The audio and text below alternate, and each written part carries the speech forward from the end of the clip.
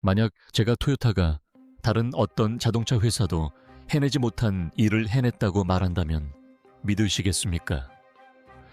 토요타는 무려 1600km, 1000마일의 주행거리를 자랑하고 단 5분 만에 완충되는 차세대 알루미늄 이온 배터리를 공개했습니다.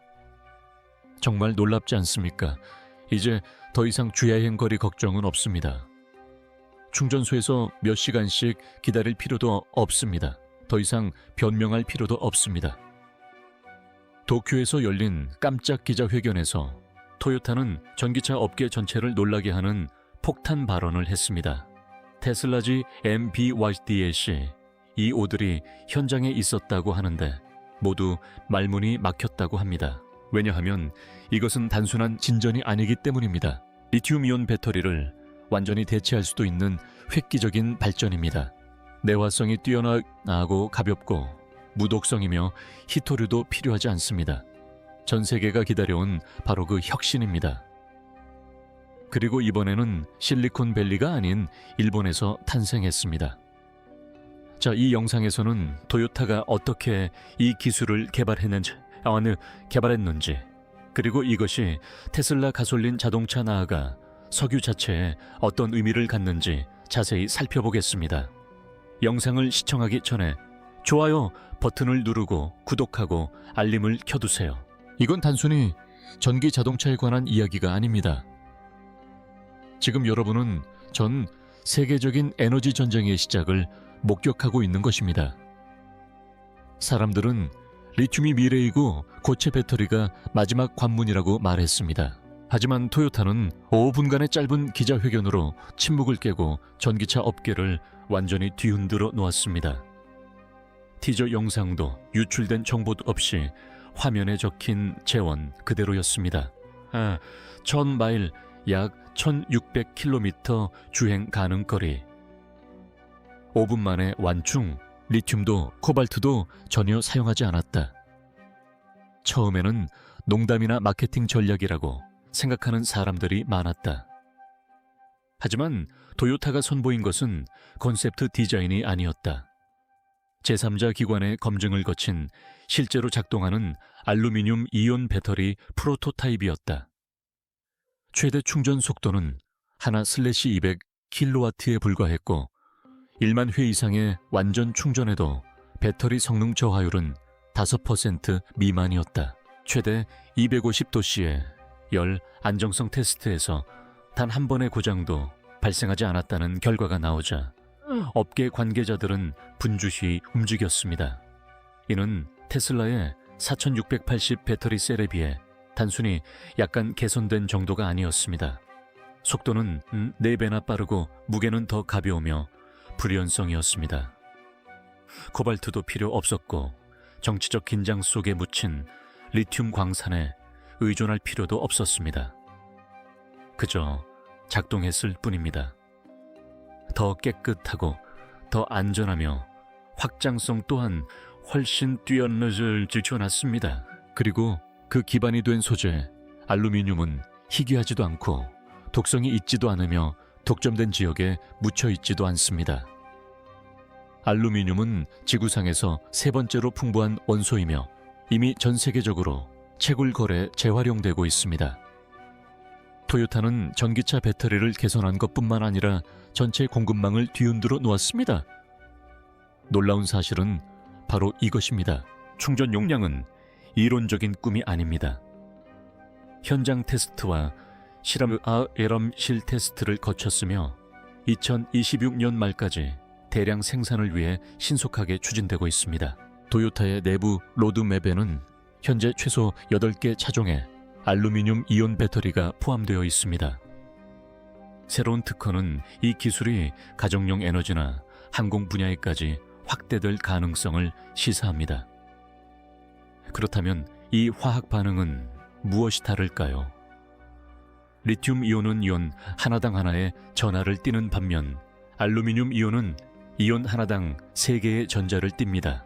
이는 동일 공간에 3배의 전기 용량을 담을 수 있다는 뜻입니다. 그래핀 기반 음극과 결합된 이 이온들은 최소한의 저어항으로 엄청난 속도로 이동합니다. 과열이나 폭주 현상이 없고 냉각 시스템이나 거대한 완충 구역도 필요 없습니다. 리튬 배터리는 스트레스 열 고속 충전 신방전 등에 의해 성능이 저하되는 반면 알루미늄 이온 전지는 이러한 조건에 영향을 받지 않습니다. 도요타의 시제품은 냉동 초고온 파쇄 구멍 뚫기, 단락 등의 극한 테스트를 거쳤습니다. 아무것도 폭발하지 않았습니다. 가스가 분출되지도 않았고 심지어 불꽃 하나 튀지 않았습니다. 이런 안정성은 단순히 더 안전할 뿐만 아니라 기존 질서를 뒤흔들 정도입니다. 이 배터리는 좌석 아래 문 안쪽 차체 어디에든 설치할 수 있습니다. 화재 위험도 없습니다. 네. 규제기관 보험사 그리고 차량 관리 업체들에게는 모든 것이 달라지는 순간입니다. 하지만 여기에 반전이 있습니다. 대중은 이 제품의 성능에 감탄했지만 업계 관계자들은 공개되지 않은 내용 때문에 불안에 떨었습니다. 도요타는 리튬에 대해 단 한 번도 언급하지 않았습니다. 비교도 하위 호환성도 언급하지 않았죠. 그저 리튬이온 배터리에 여전히 기대를 걸고 있는 모든 자동차 제조사들에게 차갑고 침묵으로 보내는 메시지였습니다. 이제 당신들은 뒤처졌습니다. 테슬라, BYD GM, 심지어 KATL까지 모두 허를 찔렸습니다. 공급 계약, 채굴권 수십억 달러 규모의 기가 팩토리들이 갑자기 위험에 처신했습니다. 이 새로운 배터리는 기존 방식과는 전혀 다르기 때문입니다. 남미에서 리튬을 추출할 필요도 없고 콩고에서 코발트를 가져올 필요도 없습니다. 지정학적 문제도 신경 쓰지 않죠. 그리고 주행거리는 마케팅용 수치가 아닙니다. 토요타의 시제품 세단은 캠리 한 대와 동일한 적재량을 싣고 폐쇄된 트랙에서 단 한 번의 충전으로 1000m를 완주했습니다. 연비 극대화 실험도 아니고 경량화된 테스트 차량도 아닌 실제 주행 환경에서 실제 적재량과 속도로 주행한 결과입니다. 그 파급 효과는 엄청납니다. 대량 생산된다면 현재의 전기차는 비용과 성능 면에서 구식이 될 것입니다. 충전 인프라는 축소될 것이고 더 이상 30분씩 기다릴 필요가 없어질 것입니다. 고속도로 휴게소는 주유소처럼 5분이면 도착할 수 있게 될 것입니다. 하지만 중요한 것은 속도뿐만이 아닙니다. 소재 자체의 화학적 특성도 주목할 만합니다. 알루미늄은 내화성이 뛰어나고 무독성이며 96%의 높은 재활용률을 자랑합니다. 그리고 무엇보다 중요한 것은 소수의 공급업체가 비축해둔 희소광물에 의존하지 않는다는 점입니다. 바로 이 지점에서 리튬의 문제가 드러나기 시작합니다. 20년 동안 리튬은 청정에너지의 핵심 자원이었을 뿐만 아니라 칠레에서 중국에 이르는 채굴업체, 가공업체 중간 상인으로 구성된 카르텔이 독점하고 있었습니다. 하지만 이제 그 지배력이 약해지고 있습니다. 2020년에서 2023년 사이 리튬 가격은 단순히 상승한 것이 아니라 폭등했습니다. 400%라는 경이적인 가격 상승은 시장의 공황을 불러일으켰습니다. 전기차 업계 거물들은 수십억 달러 규모의 공급 계약을 확보하기 위해 경쟁적으로 뛰어들었습니다. 하지만 이제 그 계약들은 마치 우유처럼 상하고 있습니다. 그리고 도요타는 이러한 혼란을 단순히 피한 것이 아닙니다. 그들은 시스템을 해체했습니다.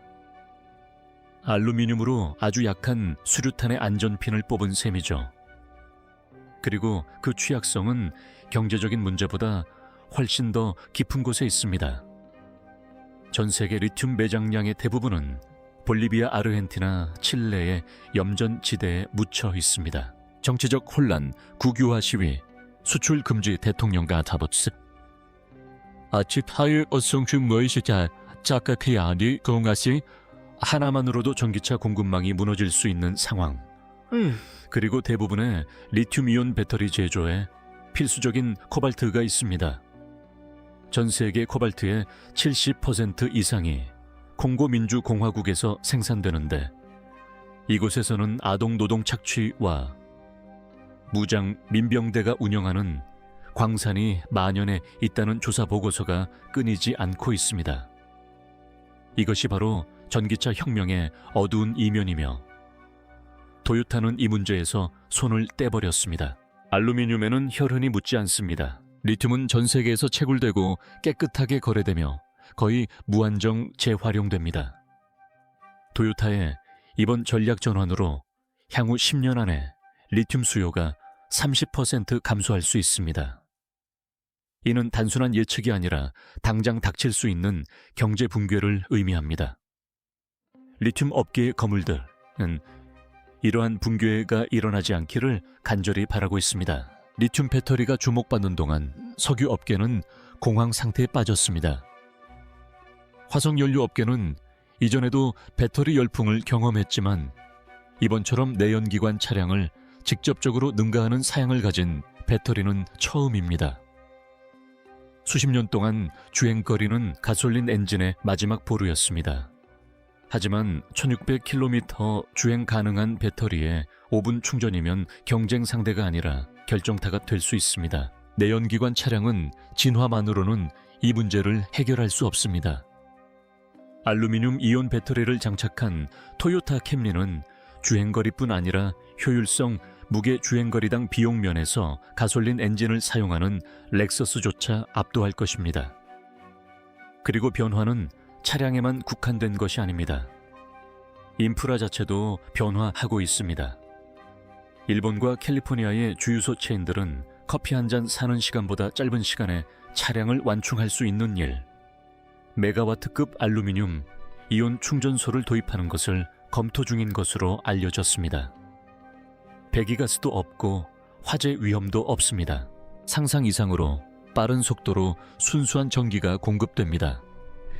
이러한 전환은 석유에 타격을 주는 것이 아니라 석유 산업을 완전히 파괴할 것입니다. 분석가들은 알루미늄 이온 냉각이 대량 생산될 경우 2035년까지 전 세계 석유 수요가 하루 800만 배럴 감소할 것으로 예측합니다. 이는 캐나다의 전체 석유 수출량보다 많은 양이며 규제가 아닌 혁신으로 인해 완전히 사라질 수 있다는 뜻입니다. 바로 그 점입니다. 혁신은 더 이상 실리콘밸리에서만 나오는 것이 아닙니다. 테슬라 내부 소식통에 따르면 도요타의 발표 후 24시간도 차에 아시어 아느 조트회엄 알루미늄 배터리 연구 개발 긴급 프로젝트인 프로젝트 헬릭스가 가동되었다고 합니다. 엔지니어들이 도조와 애플의 SD 프로젝트에서 벗어나 배터리 화학 연구에 전념하게 되고 있습니다. 위협은 현실이며 빠르게 증가하고 있습니다. 한편 중국에서는 카트엘과 BYD가 자신들이 장악했다고 생각했던 공급망을 지키기 위해 안간힘을 쓰고 있습니다. 알루미늄은 이들을 배제하고 리튬 배터리 시장 지배력으로 쌓아 올렸던 영향력을 무력화시키고 있습니다. 두 회사의 경영진은 긴급 회의를 열어 특허 시제품 등 도요타의 기세를 꺾을 수 있는 모든 수단을 강구하고 있습니다. 당황한 미국 에너지부는 2010년대 초반에 조용히 덮어두었던 알루미늄 이온 배터리 연구 자료를 다시 꺼내 들었습니다. 당시 에너지부는 리튬 배터리 연구에 집중하기 위해 이 연구를 묵혀두었던 것입니다. 이제 폐쇄된 연구실에서 먼지 쌓인 설계도를 다시 검토하고 있으며 기록적인 속도로 새로운 특허를 출원하고 있습니다. 하지만 너무 늦었을지도 모릅니다. 하지만 기술 경쟁은 이제 누가 먼저 도달하느냐의 문제가 아닙니다. 누가 변화 속에서 살아남느냐의 문제입니다. 일본의 반응은 더욱 의미심장했습니다. 전 언론 매체들은 도요타의 발표를 자동차 업계의 기술적 진주만 공격이라고 불렀습니다. 너무나 정확하고 파괴적인 기습 공격이어서 순식간에 기존의 동맹 관계를 뒤바꿔 놓았습니다. 한때 도요타의 더딘 전기차 도입 속도를 비웃었던 기업들이 이제는 슬그머니 돌아와 라이선스 계약을 따내려 안간힘을 쓰고 있다. 심지어 수세적인 입장을 취하지 않는 것으로 유명한 일론 메요스크조차도 공개 직후 단 2단어로 된 트윗을 남겼다. 예상치 못했다 스테지해. 아무런 맥락도 허세도 없이 그저 침묵이었다. 그는 속으로는 이것이 단순한 언론 행사가 아니라는 것을 알고 있었다. 이것은 전쟁 선포였고 전쟁은 이미 은밀하게 시작되었다. 벤처 투자자들은 갑작스러운 변화에 겁을 먹고 하룻밤 사이에 투자를 철회했다. 루시드와 비서처럼 한때 수십억 달러의 가치를 지녔던 스타트업들은 리튬에 대한 장기적인 투자가 물거품이 되는 것을 목격했다. 그들의 기술은 갑자기 지나치게 복잡하고 2년이나 뒤처진 것처럼 보였다. 업계의 취약한 생태계가 균열되기 시작했고 오직 가장 강한 자만이 그 여파에서 살아남을 수 있었다. 기존의 거대 기업들조차 안전하지 않았다. 포드, GM, 폭스바겐은 각각 리튬 인프라에 막대한 투자를 했다. 칠레, 호주, 중국 전역에 공장 배터리 파트너십 공급 계약에 수십억 달러가 쏟아부어졌습니다. 이제 모든 기업 이사회는 한 가지 질문을 되풀이했습니다. 우리가 미래를 도요타에 빼앗긴 것일까? 투자자들은 답을 기다리지 않았습니다. 도요타의 알루미늄 로드맵이 NIK에 유출되자 BYD 주가는 하루 만에 6% 하락했습니다. GM의 전기차 사업부는 배터리 전략 수정으로 2건의 신제품 발표를 취소했습니다. 현대기아는 이미 도요타와 라이선스 계약에 대한 협상을 진행 중입니다. 은밀하고 비공개적이었지만 긴급한 일이었다. 모두가 무슨 일이 벌어질지 알고 있었다.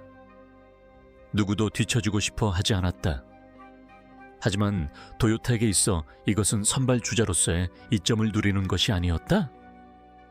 완전한 시장 지배를 위한 것이었다. 2026년 라인업에는 소형 해치백부터 대형 SUV까지 알루미늄 차체를 사용한 8가지 모델이 포함되었습니다. 각 모델은 경량화 고속 충전 그리고 시중의 모든 차량을 압도하는 주행 거리를 자랑했습니다. 테슬라를 따라잡는 수준이 아니라 업계 전체를 뛰어넘는 도약을 하고 있었습니다. 하지만 그 도약에는 예상치 못한 반전이 있었습니다. 인프라가 문제였습니다. 기존의 전기차 충전 네트워크는 이를 위해 구축되지 않았습니다. 슈퍼차저시 S 스테이션, 목적지 플러그 등은 최대 350kW의 속도를 제공했습니다. 리튬 배터리에는 빠른 속도였지만 알루미늄 이온 배터리에는 마치 쓰나미를 정원용 호수로 몰아넣으려는 것과 같았습니다. 도요타의 새로운 배터리 기술은 메가와트급의 처리량을 요구했습니다. 결국 전 세계 충전 인프라는 최후 통첩에 직면하게 되었습니다. 업그레이드하지 않으면 도태된다. 전력회사 발전소 운영업체 그리고 정부 기관들은 비상 계획을 세우기 시작했다. 도쿄에서는 도요타 에너지라는 브랜드로 조용히 운영되는 원 BW 시범 충전소가 몇 주 만에 가동을 시작했다. 차량은 5분 만에 충전되었다. 과열도 없고 줄을 설 필요도 없고 기다릴 필요도 없었다. 그리고 이것만이 아니었다. 이미 국가 전력망에 연결된 일본 편의점 체인들은 수천 개의 매장에 알루미늄 급속 충전 허브를 설치할 계획을 발표했다며. 오사의 수치업시자. 미국에서는 캘리포니아에 본사를 둔 차지이시 태양광 전기차 충전 허브를 알루미늄 충전이 가능한 대규모 시설로 전환하기 위한 허가를 신청했다. 심지어 쉘까지 그렇다 쉘이다. 도요타의 인프라팀과 회의하는 모습이 목격되었다. 이것은 단순히 더 빠른 충전에 관한 것이 아니었다. 익숙함에 관한 것이었다. 알루미늄 이온 배터리는 전기차와 내연기관차 사이에 사용성 격차를 해소했습니다. 5분이면 완충되고 주행거리 걱정도 없고 앱 타이머로 차를 감시할 필요도 없습니다. 주차하고 충전하고 간식을 챙겨서 바로 출발하면 됩니다. 아주 간단했어요. 소비자들은 설득이 필요 없었죠. 그저 접근성이 필요했을 뿐이에요. 그때부터 대화의 초점이 기술에서 경제로 옮겨갔습니다. 수년간 전기차의 꿈은 현실이었지만 비용이 많이 들었습니다. 배터리는 전기차에서 가장 비싼 부품으로 차량 가격의 30-40%를 차지하는 경우가 많았습니다. 리튬이온 배터리는 킬로와트 시당 120-140달러에 머물렀고 고체 배터리는 여전히 $200가 넘는 시제품으로 억만장자들만이 손댈 수 있는 수준이었습니다. 하지만 도요타의 발표는 이러한 상황을 하룻밤 사이에 바꾸어 놓았습니다. 알루미늄은 매우 저렴하기 때문입니다. 60개국 이상에서 채굴되고 있으며 이미 글로벌 물류 시스템에 통합되어 있습니다. 트레이스옵니다. 또한 리튬 배터리와 달리 알루미늄 이온 배터리 제조 공정은 건조실이나 특수 화학물질, 코발트 코팅이 필요하지 않습니다. 도요타 공장은 최소한의 비용으로 기존 생산 라인을 개조할 수 있었습니다. 분석가들은 대량 생산이 시작될 무렵에는 킬로줄당 비용이 $80 미만으로 떨어질 수 있다고 추정했습니다. 그리고 이는 모든 것을 바꿔놓을 것입니다. 알루미늄으로 제작된 토요타 코롤라는 하나 0마일의 주행거리와 5분 충전 시간을 갖추고 25.0달러 미만에 판매될 수 있습니다. 이는 더 이상 고급 전기차라고 할 수 없습니다. 그건 바로 시장을 뒤흔드는 제품입니다. 시승하는 순간 다른 모든 제품이 구식으로 느껴지게 만드는 제품이죠. 가격 경쟁력은 소맥에서만 그치지 않습니다. 유지보수 비용이 급격히 줄어듭니다. 액체 냉각 시스템도 열 관리 모듈도 폭발 위험도 없습니다. 배터리 열화도 매우 적어 도요타는 특정 모델에 대해 20년 보증을 제공할 계획입니다. 한 대의 차량으로 20년 동안 배터리 교체는 단 한 번도 필요하지 않습니다. 재활용 또한 강점이 됩니다. 리튬 배터리 재활용은 비용이 많이 들고 환경 오염을 유발하며 비효율적입니다. 겨우 본전을 뽑는 수준입니다. 반면 알루미늄은 에너지 손실이 거의 없이 96%의 회수율로 재활용됩니다.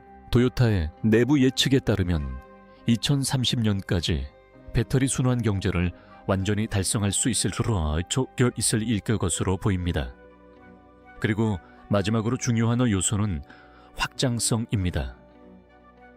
경쟁사들이 희귀 금속 확보에 총력을 기울이는 동안 도요타의 공급망은 놀라울 정도로 안정적입니다.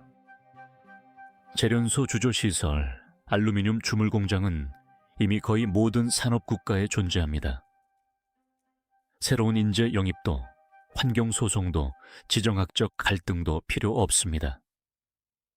그저 익숙한 금속을 낯선 방식으로 활용하여 그 어느 때보다 빠르게 규모를 확장하고 있을 뿐입니다. 갑자기 더 이상 전기 자동차만의 문제가 아니었습니다. 경제성 전력망 저장하운 항공 등 모든 산업 분야가 도요타의 전략을 예의주시하며 리튬 배터리를 구시대적인 것으로 만든 그 배터리의 비밀을 파헤치려 했습니다. 도요타가 공장 문을 닫고 조용히 생산량을 늘려가는 동안 전 세계 자동차 업계에는 그 어느 때보다 큰 질문이 울려 퍼졌습니다. 다음 희생자는 누구일까? 이는 단순한 산업적 전환이 아니었습니다. 도덕적 심판이기도 했습니다. 도요타의 알루미늄 이온 배터리는 리튬 배터리보다 뛰어난 성능을 보였을 뿐만 아니라 리튬 배터리의 어두운 과거까지 극복해냈습니다. 불타는 광산도, 아동 노동도, 지하수 고갈도 없었다. 이 배터리는 피해 내사 없이 빠르고 저렴하며 강력했다. 수십 년 동안 청정에너지의 추악한 비밀은 바로 그 자체로 인한 오염이었다. 리튬 채굴은 남아메리카 전역에 염전을 훼손하고 귀중한 수자원을 고갈시키며 지역 사회를 이주시켰다. 콩고에서의 코발트 채굴은 인명피해의 아동 노동 유독성 폐기물, 그리고 위성사진에서도 볼 수 있는 무허가 채굴 구덩이를 초래했다. 하지만 알루미늄은 전혀 다른 이야기를 들려주었다. 염수 증발이나 화학 슬러리 없이 추출됩니다. 카르텔의 통제 없이 60개국 이상에서 채굴됩니다. 무독성 비폭발성입니다. 도요타의 알루미늄 이온 배터리는 히토류 의존도를 없앴을 뿐만 아니라 환경적 위험 요소를 완전히 없앴습니다. 열 폭주도 없고 화재 폭발, 누출 위험도 없었습니다. 압력 하에서도 누출되거나 팽창하거나 발화하지 않았습니다. 안전성 테스트에서 구멍이 뚫린 경우에도 포장재는 아무런 반응을 보이지 않았고 만져보면 차가웠습니다. 소방서에서는 더 이상 특수 위험물 처리반이 필요하지 않게 되었습니다. 보험료도 절감되었습니다. 규제 승인이 가속화되었습니다. 재활용 업체부터 규제 기관까지 모두가 마침내 한 가지 답변을 내놓았습니다. 그리고 리튬과는 달리 알루미늄의 재활용은 매우 간편합니다. 화학적 분해도 고온 재련도 돌이킬 수 없는 손실도 없습니다. 도요타의 재활용 시스템은 각 셀에서 사용 가능한 재료의 96% 이상을 거의 배출 없이 회수합니다. 배터리는 수명이 길어질 뿐만 아니라 매번 더 깨끗하게 재활용됩니다. 이러한 파급 효과로 전기차 생산 과정에서 발생하는 배출량이 40% 이상 감소합니다. 갑자기 전기차가 석탄 연료 자동차에 불과하다는 주장이 무너졌습니다. 수명 주기 분석에서 알루미늄 이온 배터리는 리튬 연료 전지, 심지어 일부 하이브리드 차량까지 모든 면에서 능가했습니다. 탄소 중립을 추진하는 정부들에게 도요타는 단순한 자동차를 제공한 것이 아니었습니다. 바로 지름길을 제시한 것입니다. 하지만 이 배터리는 자동차에만 국한된 것이 아니었습니다. 도요타는 더 큰 계획을 가지고 있었습니다. 특허 출원 서류 속에 숨겨져 있던 알루미늄 이온 배터리의 확장성에 대한 언급들이 서서히 드러나기 시작했는데, 이는 차량뿐 아니라 전력망에도 적용될 수 있는 기술이었습니다. 고정형 에너지 저장 장치는 오랫동안 태양광 및 풍력 발전의 아킬레스건이었습니다. 리튬 배터리는 가격이 비싸고 불안정하며 지속적인 충방전 과정에서 성능이 빠르게 저하됩니다. 하지만 알루미늄 이온 배터리는 부하가 걸린 상태에서도 뛰어난 성능을 발휘합니다. 신방전에도 강하고 몇 달 동안 휴면 상태로 두거나 몇 년 동안 전력을 공급할 수도 있습니다. 도요타 엔지니어들은 신발 상자 크기의 모듈형 에너지 장치를 공개했는데, 이 배터리는 정전 시 가정 전체에 전력을 공급할 수 있습니다. 쌓아 올릴 수 있고 안전하며 소음이 적고 완전 재활용이 가능하여 독립형 주거 환경과 재생에너지 농장에 적합합니다. 혁신적인 제품입니다. 소규모 전력망 전체를 알루미늄으로 가동하면 배출가스나 위험 부담 없이 운영할 수 있을 것이다. 하지만 그 가능성은 더욱 넓어졌다. 군사기관들은 이미 무인 드론과 야전 장비에 알루미늄 이온 배터리를 시험 적용하기 시작했다. 항공업계는 도요타 항공우주 사업부와 탐색적 계약을 조용히 체결했음을 확인했다. 가볍고 고밀도이며 불연성인 알루미늄 이온 배터리는 리튬 배터리로는 불가능했던 항공기 객실과 동체에 적용 가능했다. 그리고 소비자 기술 분야에서도 알루미늄 이온 배터리에 대한 소문이 돌기 시작했다.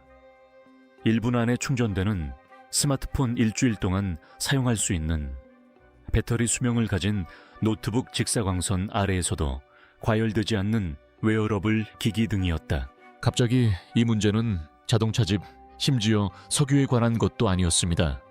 바로 권력에 관한 문제였습니다. 누가 권력을 통제하는가? 누가 저장하는가? 누가 공급하는가? 도요타는 단순히 자동차 제조업체가 아닌 글로벌 에너지 플랫폼으로서의 입지를 다졌습니다. 그리고 그 파급 효과는 멈추지 않았습니다. 유럽, 미국, 아시아의 특허청에서는 알루미늄 이온 화학 관련 특허 출원이 기록적인 수치를 기록했고 그중 다수에는 토요타의 이름이 올라 있었습니다.